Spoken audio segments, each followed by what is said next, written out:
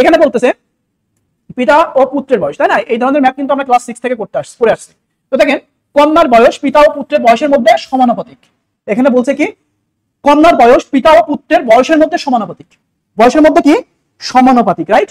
তো এখানে কিন্তু একটা হিন্টস দেওয়া আছে, যে বলে দিছে যে বয়সের মধ্যে সমানুপাতিক।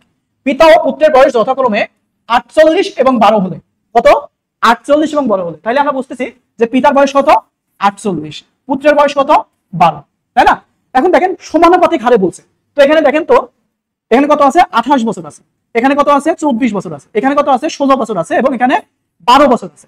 এখন মনে করেন পিতার বয়স 48, পুত্রের বয়স 12, এবং এখানে বলছে দেখেন পিতা ও পুত্রের বয়সের মধ্যে সমানুপাতিক, তাই না? তো সমানুপাতিক হারে কিন্তু আমাদের এই জিনিসগুলো বাড়বে।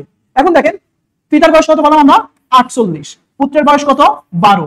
এখন দেখেন তো আমরা কিন্তু খুব সিম্পলি অ্যান্সার গুলো পাচ্ছি, যে ভাই পিতার বয়স যদি এখানে কত আছে, পুত্রের বয়স 12 বছর, তাহলে কন্যার বয়স কি 12 বছর হওয়া পসিবল আছে? তাহলে কি সমানুপাতিক হারে বাড়বে? বাড়বে না, তাহলে এটা না।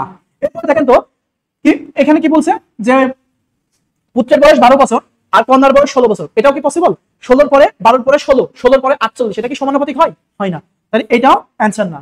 এরপরে দেখেন বলতেছে 12, 12 পরে কি আছে? 24, 24 পরে 48, দেখেন তো এটা সমানুপাতিক হয় কিনা? 12, 12 পরে কি 12 দুগুণ 24, 24 পরে কি 24 দুগুণ 48, তাহলে দেখেন তো সমানুপাতিক হচ্ছে কিনা, যে 12:24:48। আমরা কিন্তু কোনো ক্যালকুলেশন ছাড়াই এটার অ্যান্সার বের করলাম, যেটা হলো 24 অ্যান্সার হবে। ওকে, তো এরকম ভাবে আপনি যদি একটু মনোযোগ দিয়ে কোশ্চেনগুলো পড়েন, তাহলে কিন্তু খুব সহজে এই কোশ্চেনগুলোর অ্যান্সার বের করতে পারবেন।